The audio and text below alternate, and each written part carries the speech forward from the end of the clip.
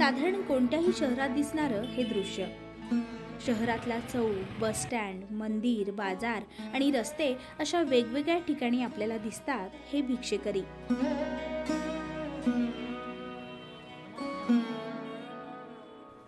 दिनवान चेहरा, क्रूश शरीर आणि याचनेचा स्वर. कुणी यांना भीक देतं तर कुणी झिडकारतं.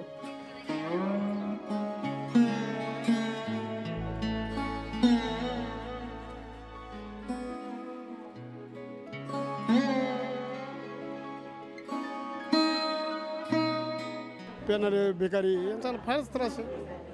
आणि काय इथं भरपूर प्रयत्न केले, आकलून दिले, तरी तेवढ्यापुरते गेले का एक 10 मिनिटात परत ते येतातच इथं.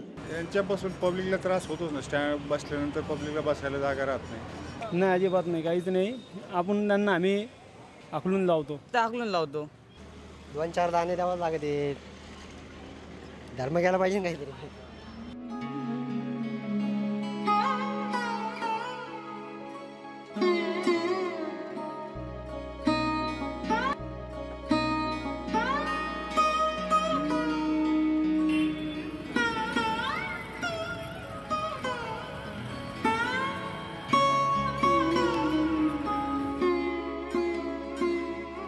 दारिद्र्य, दुबळेपणा, मानसिक आजार, शारीरिक व्याधी, अपंगत्व या सगळ्यांबरोबरच वाट्याला येणारी सहानुभूती आणि अवहेलना.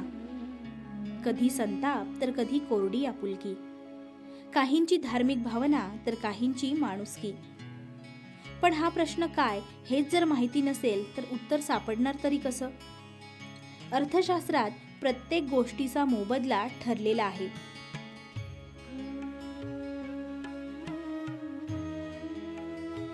भूमीला खंड, संयोजकाला नफा, भांडवलाला व्याज आणि श्रमिकाला वेतन किंवा मजुरी यांसारखे वेगवेगळे मोबदले आहेत. यात महत्त्वाचा मुद्दा हा की श्रमाच्या बदल्यात अन्न हा अर्थशास्त्राचा नियम आहे. आणि नेमकी इथूनच प्रश्नाची सुरुवात होते. जे श्रम करू शकत नाहीत त्यांच्यासाठी अन्न आणि क्षमता असूनही श्रम न करता अन्न मिळवण्याची धारणा या 2 पैलूंवर सहानुभूती आणि अवहेलना अवलंबून आहेत. एखादी व्यक्ती भिक्षेकरी का होते या प्रश्नाकडे लक्ष देणं महत्त्वाचं आहे. भिक्षेकरी होण्यासाठी कारणीभूत असणाऱ्या परिस्थितीवरच उपाय झाले पाहिजे. देशात भिक्षेकरासंदर्भात बेगिंग ॲक्ट 1959 हा कायदा आहे. त्यानुसार भिक्षेकरी पुनर्वसनाचं काम चालतं. कायदा आणि पुनर्वसन ह्या गोष्टीत सुद्धा आम्हाला भरपूर त्रास होतो आणि त्याच्यामुळे आम्हाला मर्यादा पडतात कामांच्या. त्याची जबाबदारी किंवा त्याचे पूर्ण अधिकार पालकत्वाचे आम्हाला मिळत नाहीत. पण इथे कायद्याच्या चौकटीत बसून अनेक फाटे फुटत राहतात आणि मग त्या दृष्टीने काम करताना अनेक अडचणींना तोंड द्यावं लागतं.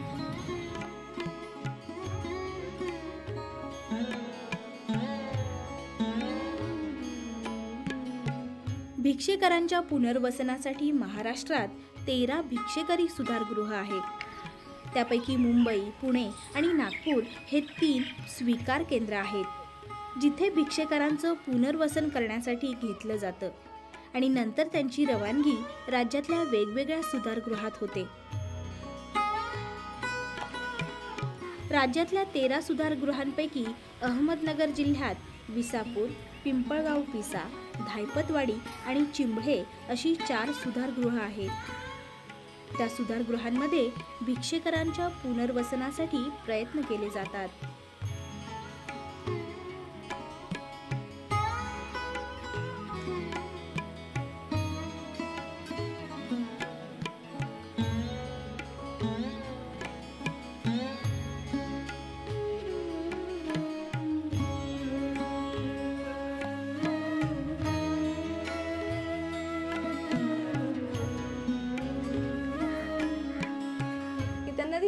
नको असतात.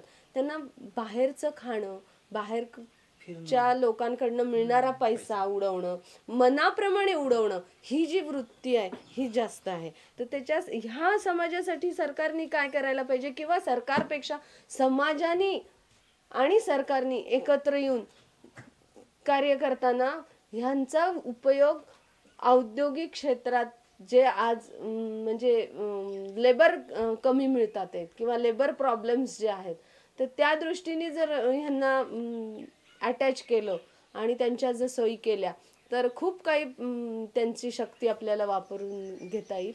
इथे शेती आहे आमच्या संस्थेची, त्या शेतीत काही लोक काम करतात, नंतर लॉन्ड्रीमध्ये किचनमध्ये काम करतात.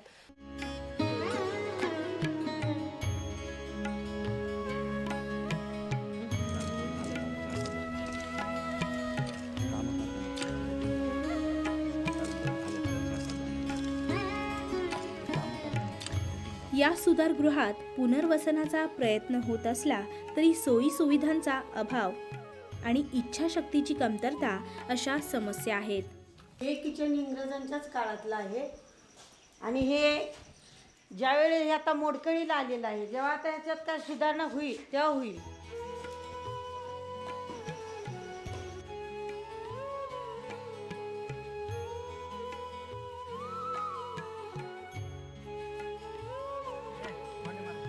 हा प्रश्न फक्त भिक्षेकरी गृहांनी सुटणार आहे का? दारिद्र्य, अनारोग्य, मानसिक आजार यांसारख्या भिक्षेकरी होण्यास कारणीभूत ठरणारी परिस्थिती बदलण्यासाठी काही उपाय झालेत का? सुधारगृहात रवानगी झाली म्हणजे सगळे प्रश्न सुटतातच असं नाही.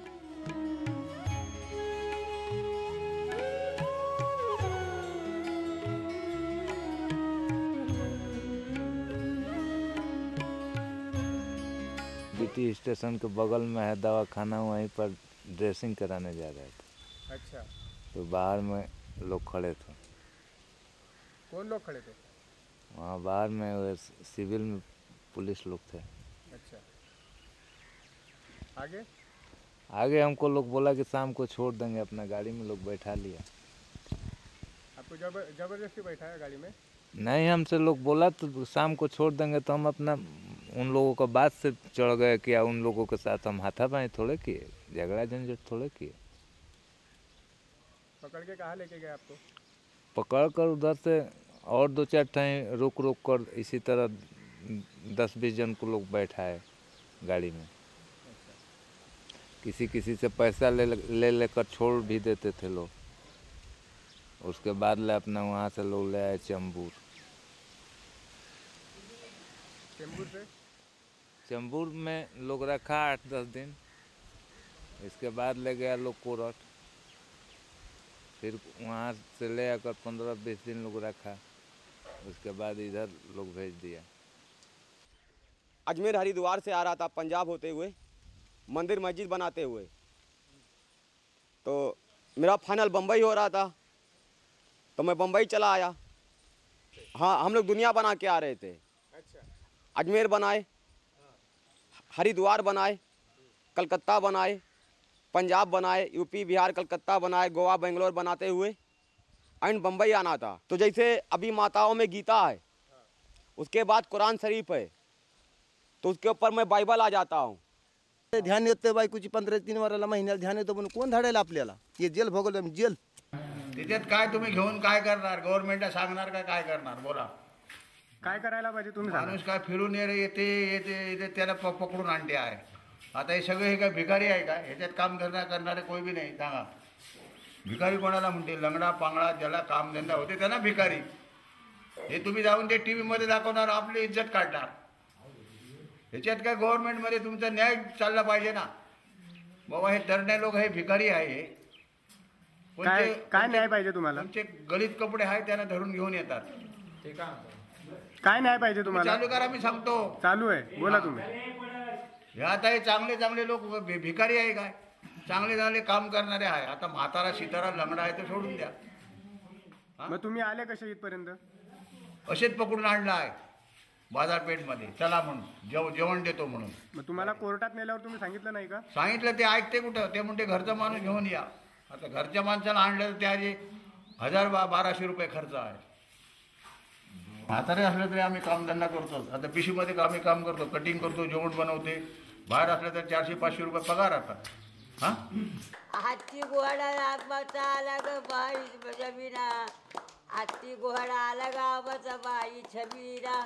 विसरण येते गादीवरी मोर नाचतो, आंबाचा काकडा पेटतो तसा आंबा जोगवा, आंबा जोगवा जोगवा बाय काशी जोगवा जोगवा, आंबा जोगवा जोगवा तसा काशी.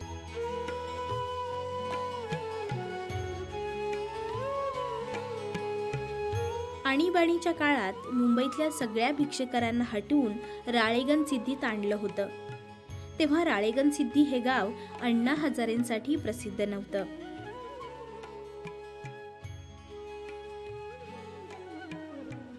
मुंबईत मोठी आंदोलनं झाली, भिकारी हटावचे फलक लागले आणि सगळ्या भिक्षेकरांना तिथं कोंबून आणलं गेलं. पण हा प्रयोग फसला. 2-1 महिन्यांनी ते सगळे भिक्षेकरी आपापल्या जागी निघून गेले. या घटनेपासून तरी पुनर्वसनाचा धडा आपण घ्यायला हवा. 2-4 दिवस भिक्षेकरांना अटक करून कुठेतरी हलवायचं आणि पुन्हा चर्चा थंडावली की ती येणारच. भिक्षेकरांचं पुनर्वसन म्हणजे काय हे नक्की ठरवलं पाहिजे.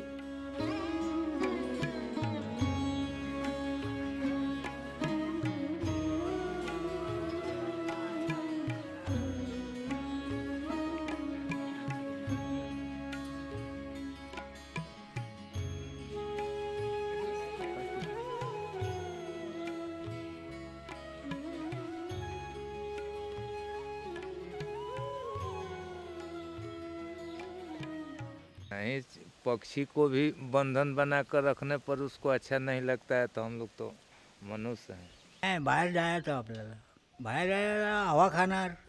जोपर्यंत माणूस भिक्षेकरी होण्यास कारणीभूत असलेले प्रश्न सुटत नाहीत तोपर्यंत भिक्षेकरी हे वाढणारच. पण निदान त्यांना समजावून घेऊन खऱ्या भिक्षेकरांना सन्मानानं जगण्यासाठी काय मदत करता येईल हे बघायला हवं.